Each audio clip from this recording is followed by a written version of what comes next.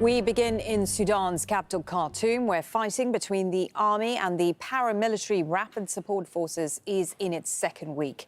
That is despite both sides committing to a ceasefire over the Eid holiday. These are live pictures of the capital, Khartoum. Many Sudanese are reporting that family members are missing. The UN says more than 400 people have been killed and 3,500 injured. But the toll is believed to be far higher as the confrontations are preventing people from retrieving the victims' bodies left in the streets. We are suffering of lack of food, lack of electricity, lack of water. We do not have electricity for 3 days now, and also we do not have access to water since last Saturday, but we are drinking from wells here in Khartoum, and situation is still bad. We are suffering a lot due to the water shortage. All the residents here are suffering from the water issue. We also did not have electricity. We got power back 3 days ago. We were living in darkness. It's not normal. First we didn't have water, and then we didn't have power. The bus price ticket's nearly $50. Those are incredible prices, and this regular bottle of water costs 500 Sudanese pounds. The conditions here are very bad, very serious. Well, US President Joe Biden says that American embassy staff and their families have been evacuated from Khartoum. Earlier, 2 ships carrying staff from Saudi Arabia's embassy arrived in Jeddah. Diplomats from other members of the Gulf Cooperation Council were also on board. France, too, has begun an operation to evacuate its citizens. The United Kingdom, China, Iraq and Jordan say they will all do the same. Meanwhile, more than 150 students from the International University of Africa in Khartoum have arrived in Al Gadaref, which is in southeast Sudan. A government source says they're being taken to Addis Ababa, and from there they will be taken back to their home countries. Now, one Nigerian student who is still in Khartoum is pleading for help from her government, saying her situation is dire. Since there is no electricity, there is no water. I was having some little water left with me. I've been managing the water. I cannot, for 2 days, I can't shower. There is no water to drink. There is no food to drink. You cannot go out to the street to buy food. There is nothing you can buy. And even the cash is not there. These soldiers are roaming about everywhere. And you don't know whether you're going to be the next, because the missiles, they just dropping missiles everywhere. Well, footage on social media has shown destruction at a market in northern Khartoum. Buildings were on fire after intense fighting between the army and rapid support forces. Let's go straight to our correspondent, Hiba Morgan, who is in Khartoum for us.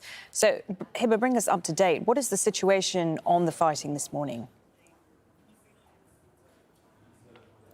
Well, it's supposed to be a 3rd day of ceasefire here in the capital, Khartoum, a ceasefire that from the very first day did not hold, with fighting between the 2 sides and civilians caught up in the middle. Now, in the early hours of Sunday morning, we were able to hear heavy artillery strikes in the northern part of the capital, Khartoum. Residents say that several districts have seen, or rather heard, that artillery strikes as well. And there's also reports of fighting going on between the rapid support forces and the Sudanese army in the western part of Durman. That's the twin city of the capital, Khartoum. Around the vicinity of the presidential palace and the general command, that's the scene of intense fighting between the 2 sides.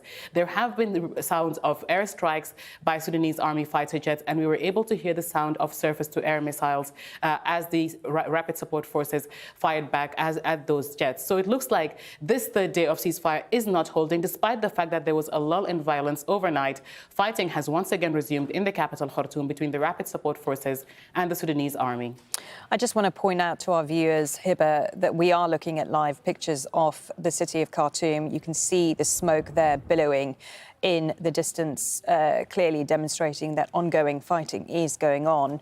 And clearly that is a huge worry to a lot of overseas countries who have people and staff members who are based in Khartoum.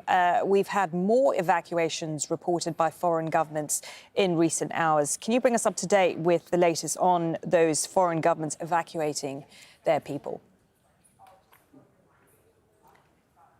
Well, the United States was able to evacuate its diplomats. Those are the embassy staff and their families only. There are still some other U.S. citizens here in the capital who are still caught up in the fighting, and others who are staff of the UN mission. Now, the UN mission is trying to evacuate via the eastern city of Port Sudan. They took off this morning from the capital, Khartoum, in a convoy, and that's about an 11-hour journey from the capital, Khartoum, to the city of Port Sudan on a good day, without fighting and without any checkpoints in the middle. But that's not the case right now. So it's likely that this journey will take them longer. But there's still other nationals who are also still here in the capital, Khartoum, caught up in the fighting. Their embassy says that they're trying to evacuate them, and they're in the process of coordinating with other allied countries to get their citizens out. Now, the Rapid Support Forces and the Sudanese army both exchange accusations of firing at each other as the French embassy tried to evacuate their personnel from the capital. The French embassy is yet to comment on that, and we're yet to get a statement from them.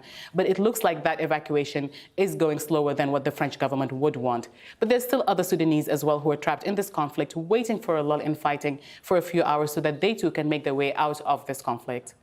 OK, for now, good to talk to you. Hiba Morgan giving us that update in Khartoum.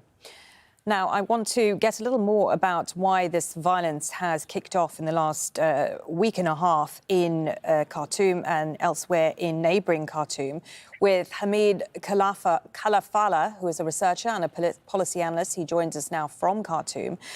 Before we go into the politics, Mr. Khalafala, tell us about your experience. Of course, you live in Khartoum. What's life been like in the last sort of week and a half as fighting has erupted in your city? Yeah, thank you for having me. Life has been almost impossible in so many ways. I live very close to the market in Khartoum North that you just reported was burned down yesterday. And obviously that shows you how these fightings are affecting citizens, and they're very close to residential areas, in many cases in the middle of residential areas. We have been waking up and sleeping to the sounds and noises of jet fighters, bombing, shelling, and all sorts of heavy artillery. So it's been quite frightening and stressful in so many ways. But also there's the other side of the fighting or of the war in terms of the day-to-day needs as the water, electricity, food supplies, which are all, in deep shortage, in severe shortage as you just reported. So it has been very difficult, and I think, the longer this war continues, people will struggle even more in getting food supplies. We have been without water for the past 9 days in our neighborhood. We've had 5 days electricity cut, then we had it back for a day, then it went out for 2 days, then now it's back again. So it's very difficult to get about your daily life in such circumstances. Now, there was this promise of a ceasefire over the Eid holiday, but that hasn't materialised. Today would be day 3 of that ceasefire if it had indeed happened. Why do you think that is? Why do you think it's not come through?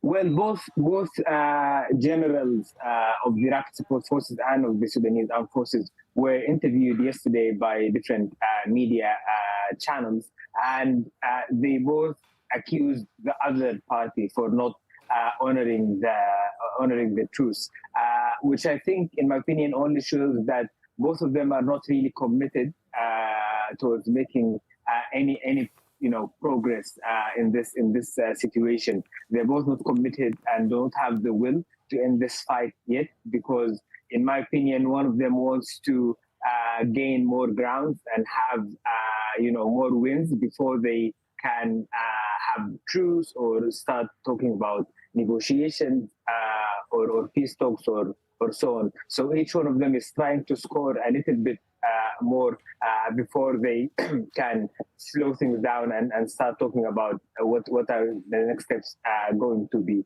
which could be very dangerous, particularly now that,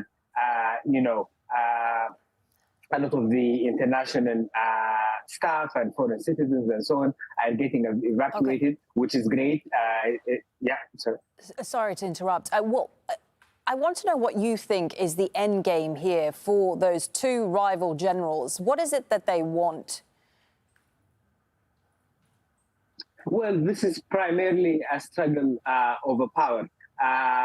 So one of them needs to win so that he could claim power. This is how they see it from both ends. And ultimately, they have no problem, in my opinion, sacrificing whatever it takes, like compromising or jeopardizing the security of the whole country, lives of citizens, infrastructure being destroyed, and so on. They have even their own troops, in my opinion. I don't think they would mind sacrificing them to win power. So I think as they stand now, the ultimate game for them is to see which one would win power. But that, I think, is not without opportunities and openings to stop them from going there. Everything that they do is in coordination and in communication with their regional allies, which the international community could use to leverage this leverage to stop these generals from continuing this power struggle. OK, really good to get your perspective. Mr. Hamid Khalafala, a research and policy analyst based there in Khartoum. Stay safe, sir. Thank you. More than 10,000 people have fled the fighting in Sudan and crossed into neighbouring Chad. The World Food Programme says that number could rise to 100,000. The refugees are in dire need of essentials, including food, clean water and shelter.